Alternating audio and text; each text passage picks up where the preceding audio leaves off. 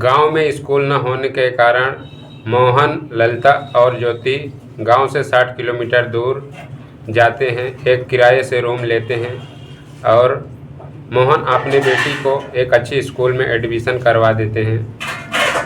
बेटी स्कूल जाने लगती है। मोहन एक कपड़ा कंपनी में काम करने लगते हैं और ललिता अपने रूम का काम करने लगती है। 10वीं क्लास तक ज्योति ने बहुत अच्छी पढ़ाई की, कोई दिक्कत नहीं आई भगवान की कृपा से। फिर ऐसे चलता रहा, अपन जीवन यापन करते रहे तीनों।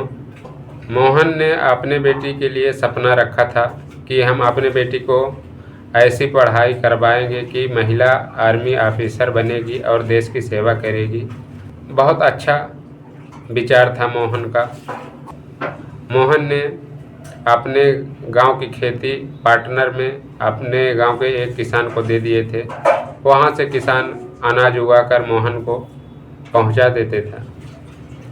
इसी तरह चलते गया, 10 साल तक चलते गया। 11वीं का एडमिशन करवाया, तभी मोहन की तबीयत खराब हो जाती है। फिर एक दिन ड्यूटी जाते हैं मोहन, 2 दिन नहीं जाते हैं। इसी तरह करके 2-3 महीना चलाएं टेम्परेरी दवाइयाँ खाकर। तो कंपनी के मैनेजर ने बोला, भाई रोज़ ड्यूटी नहीं आओगे तो मैं कंपनी से निकाल दूंगा आपको। वही किया मैनेजर, 2-4 दिन में निकाल ही दिया। मोहन की तबीयत ज़्यादा खराब हो जाती है और ज्योति की पढ़ाई में थोड़ा दिक्कत आ जाती है। पैसा ना होने के कारण ज्योति हैरान हो जाती है, अब हमारे पिताजी का सपना नहीं पूरा हो पाएगा लगता है। तबीयत नहीं ठीक है, पैसा कौन कमाएगा, हमारे पढ़ाई का खर्चा और खाने का खर्चा हम सबका कौन उठाएगा। हमें भी कुछ करना पड़ेगा लगता है, अब हमारे पापा का सपना पूरा नहीं हो पाएगा। ज्योति अपने मन में विचार करती है और अपने मम्मी के कंपनी में जाती है, मैनेजर से बात करती है। नमस्कार, प्रणाम। मैं कृष्णा मामा बघेली चैनल से आप सभी का हार्दिक स्वागत अभिनंदन करता हूं। अगर आप चैनल में नए हैं तो चैनल को सब्सक्राइब कर लीजिए, वीडियो को लाइक कर दीजिए। आपका एक सब्सक्राइब और लाइक हमारे लिए बहुत मायना रखता है। कहानी में अंत तक बने रहिए। अगर कहानी में कुछ दम है तो आप कमेंट करना और हमें भी आशीर्वाद देना आगे बढ़ने के लिए। इतना मेहनत करता हूँ आप लोगों के लिए कहानी बनाने के लिए। एक कहानी गुजरात प्रांत के वलसाड़ जिला संजान गांव की है। वहाँ एक गांव था, संजान गांव था। उस गांव में सब अनपढ़ ही व्यक्ति थे, कोई भी व्यक्ति पढ़ा लिखा नहीं था, सब अंगूठा छाप था। उनमें से एक मोहन माझी होशियार थे, थोड़ा चालाक थे। तो उन्होंने देखा कि हमारे पास एक बच्ची है, हम तो पढ़ा लिखा नहीं हूँ और हमारी पत्नी भी नहीं पढ़ी लिखी है, पर इस बच्ची का क्यों भविष्य खराब करूं। मोहन माझी 60 किलोमीटर दूर चले जाते हैं शहर में, किराए से रूम ले लेते हैं और अपने बच्ची का अच्छी स्कूल में एडमिशन करवाते हैं। बच्ची 10वीं क्लास तक बहुत अच्छे से पढ़ी, पढ़ने में तेज थी। मोहन माझी ने बच्ची का ट्यूशन भी लगवा दिए।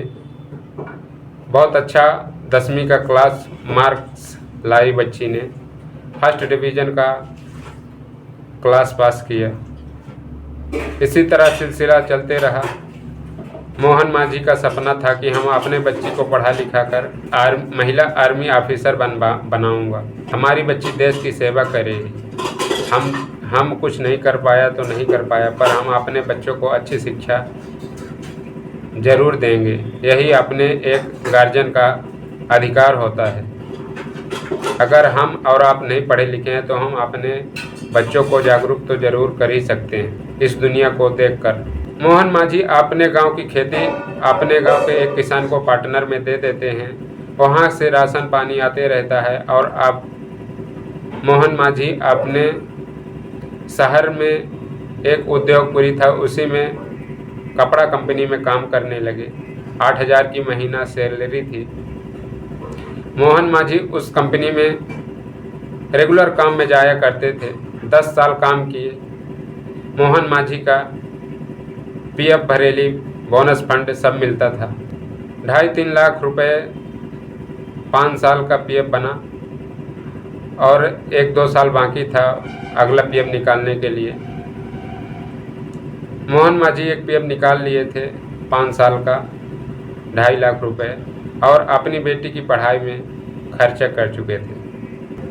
जब बेटी 11वीं क्लास में जाती है तो मोहन माझी की तबीयत अचानक खराब हो जाती है। मोहन माझी एक दिन कंपनी जाते थे, 2 दिन नहीं जाते थे। इसी तरह सिलसिला चलते गया। तब कंपनी के मैनेजर ने बोले, भाई मैं आपको ऐसे में निकाल दूंगा, एक दिन आते हो एक दिन नहीं आते हो, तो इस तरह का लेबर हमें नहीं चाहिए। मोहन माझी क्या करे, मजबूर था बेचारा। तबीयत जब किसी का ख़राब होता है तो आगे पीछे कुछ नहीं दिखता है।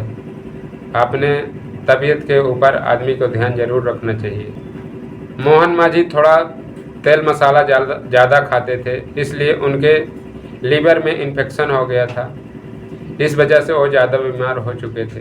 मोहन माझी की पत्नी ललिता उसी कंपनी में काम करने जाने लगी। झाड़ू का काम करती थी बेचारी, कंपनी में झाड़ू मारती थी। 3,000 रुपये प्रति महीना सैलरी थी। उसी में बच्ची की पढ़ाई, उसी में खर्चा, उसी में दवाई का खर्च, थोड़ा टेम्परेरी दवाइयाँ लेकर बच्ची आती थी मेडिकल से। इसलिए मोहन माझी ठीक नहीं हो पा रहे थे। अच्छी दवा कराने के लिए उनके पास पैसा नहीं था। जो पैसा था वो बच्ची के पढ़ाई में लगा चुके थे। बेटी ने कुछ सोची कि मेरी माँ भी काम करने लगी, अब मैं ट्यूशन पढ़ती हूँ, ये ट्यूशन बंद कर दूँगी, कुछ खर्चा कम हो जाएगा, हमारी माँ इतना नहीं परेशान होगी। तो बेटी ने सोची हम भी कुछ करूँ, ट्यूशन बंद करके जो टाइम ट्यूशन में लगा रहा हूँ ये किसी दूसरे कमाई में लगाऊँ ताकि हमारे पापा का अच्छे से दवा हो सके। बेटी ने 4 बजे तड़का जगती है और अपने मम्मी के साथ घर में काम फटाफट करवा लेती है। फिर स्कूल न जाने के पहले ज्योति अपने मम्मी की कंपनी जाती है और मैनेजर से बात करती है, श्रीमान जी हमारी आपसे एक प्रार्थना है कि आप जो ये रजाई की खोल बना रहे हैं, एक खोल हमें 100-150 खोल दे दीजिए और हमारे मम्मी के पगार में से आप काट लेना जो रेट होगी। हम इसी को बेच कर अपने पापा की दवा करवाएंगे। तो मैनेजर ने हाँ बोल दिया, ठीक है बेटी ले जाना। दूसरे दिन से ज्योति ने कंपनी में जाती है शाम के वक्त और वहाँ से खोल लेकर आती है। रात गुजरती है, तब सुबह एक मिस्त्री के पास जाती है और एक रेडी लेती है भाड़े से 300 रुपये महीना की। उस रेडी में रजाई की खोल रखती है, 100-150 रजाई की खोल लाती है कंपनी से और उस रेडी में रखती है।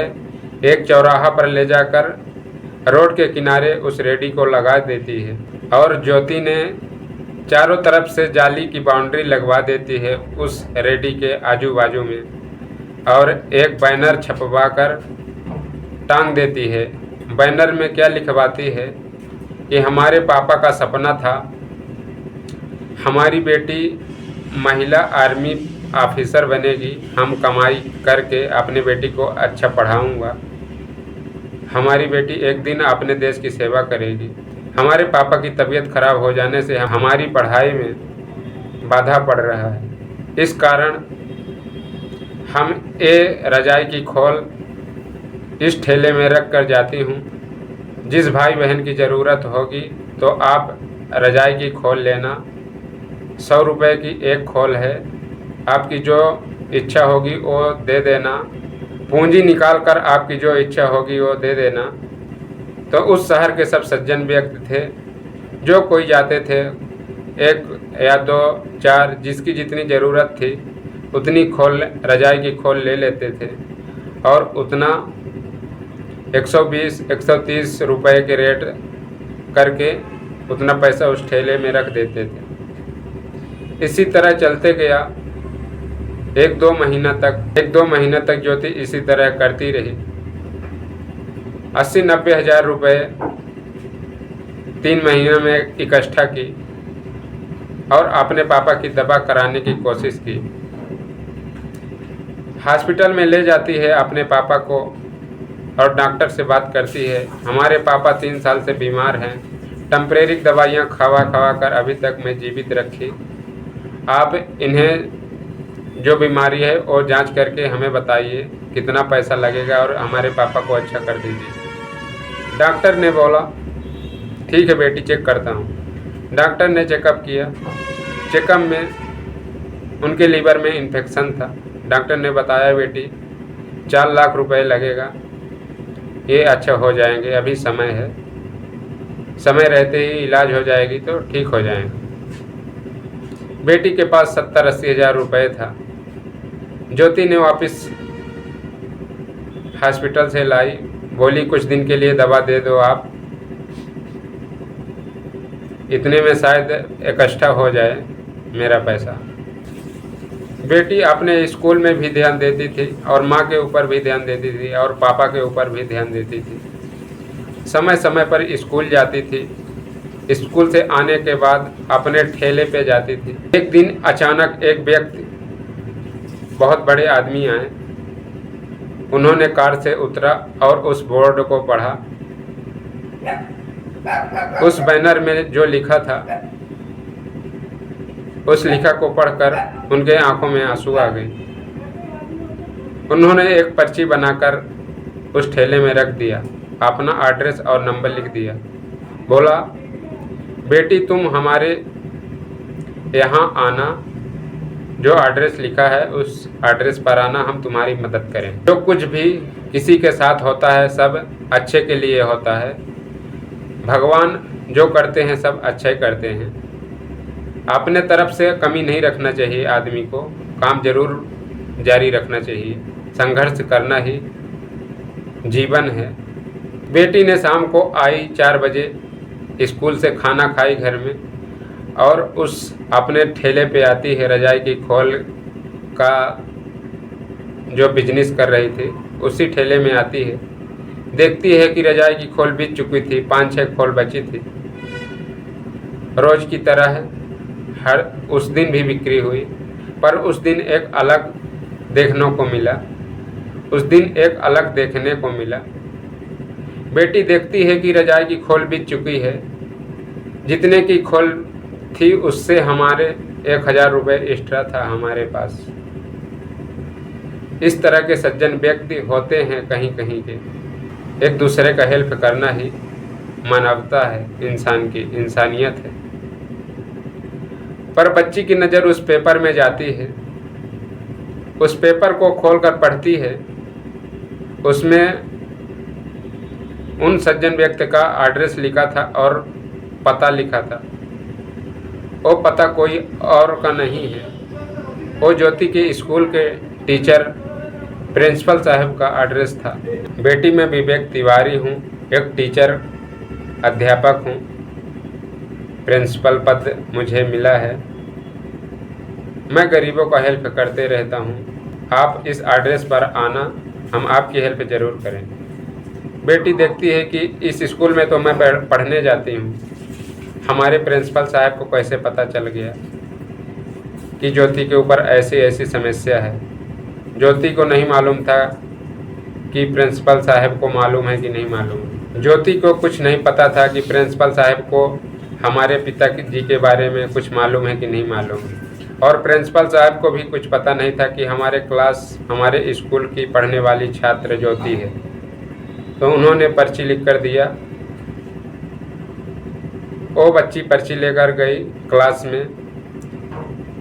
जब सभी मास्टरों का क्लास हो जाता है, प्रिंसिपल साहब का नंबर आता है। प्रिंसिपल साहब के आने से पहले ज्योति जाती है तो टेबल पर पर्ची रख देती है और फिर बैठ जाती है। प्रिंसिपल साहब आते हैं, सब बच्चे खड़े हो जाते हैं, ज्योति भी खड़ी हो जाती है। स्वागत अभिनंदन करते हैं सब अपने प्रिंसिपल साहब का। प्रिंसिपल साहब अपने टेबल पर जाते हैं तो जो ठेले में रखी पर्ची थी वो प्रिंसिपल साहब के टेबल में पर्ची आ गई। प्रिंसिपल साहब चकित हो जाते हैं, क्या हमारे स्कूल की कोई लड़की है, इस तरह की मजबूरी है उसके पास। प्रिंसिपल साहब पर्ची खोलते हैं, वही पर्ची थी जो प्रिंसिपल साहब उस ठेले में रखकर आए थे। प्रिंसिपल साहब अपनी कुर्सी पर बैठ जाते हैं और बोलते हैं, इस पर्ची को रखने वाली लड़की खड़ी हो जाए। इतने में ज्योति खड़ी हो जाती है और प्रिंसिपल साहब अपने पास बुला लेते हैं। ज्योति से सारी हकीकत पूछने लगते हैं। ज्योति, तुम्हारे पास क्या क्या समस्या है? इस हालत में तुम पढ़ाई भी कर रही हो और रजाई की खोल भी बेच रही हो। मैं तुम्हारे बोर्ड में बैनर में देखा कि तुम्हारे पापा की कई दिनों से तबीयत खराब है, दवा के लिए पैसा नहीं पूछ पा रहे हैं, इसलिए इतनी मेहनत कर रही है। बेटी, मैं तुम्हारे पापा को इलाज जरूर करवाऊंगा, एक बार अच्छा करूंगा, इसलिए कि तुम्हारे पापा का सपना था कि मैं अपने बेटी को एक अच्छा महिला आर्मी ऑफिसर बनाऊंगा और हमारी बच्ची देश की सेवा करेगी। इसलिए बेटी, हम तुम्हारे पापा के सपने के ऊपर भावुक हूँ और ज़रूर उनकी मदद करूँगा, तुम्हारी मदद करूँगा। मैं अपना क्लास ले लेता हूँ, अपनी पीरियड पढ़ा लेता हूँ, फिर तुम्हें लेकर तुम्हारे पापा के पास चलता हूँ। प्रिंसिपल साहब ने अपना क्लास लिए और ज्योति को अपने कार में बैठाए। ज्योति के घर गए। ज्योति के पापा की हालत देखकर प्रिंसिपल साहब के आंखों में आंसू आ गए। अगर हम 1-2 दिन और नहीं पहुंचता तो मोहन माझी का अंत हो जाता।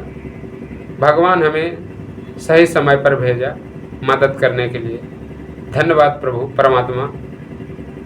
जब भेजना प्रभु, इसी तरह हमारे देश के सभी गरीबों और दुखियों की सेवा इंसान बनकर आप एक दूसरे से करवाना प्रभु। हमारी भी आपसे यही गुजारिश है, यही मांग है। प्रिंसिपल साहब मोहन माझी को ले जाते हैं एक सिविल अस्पताल में, बहुत बड़ी अस्पताल थी, उसमें ले जाते हैं और एडमिट करवा देते हैं। डॉक्टर के पास जाते हैं और बोलते हैं, डॉक्टर साहब ये मरीज है, इसको अच्छे से इलाज करो। डॉक्टर ने चेकअप करता है। डॉक्टर बोलता है, सर इनके पेट में इन्फेक्शन है, लीवर में इन्फेक्शन है, ये तेल मसाला ज़्यादा खाते थे, इस कारण इनका लीवर खराब होने वाला है। अभी दवा हो जाएगी तो शायद अच्छा हो जाएंगे। प्रिंसिपल साहब बोलते हैं, डॉक्टर साहब आप इनकी इलाज करो, जो पैसा लगेगा मैं दूंगा।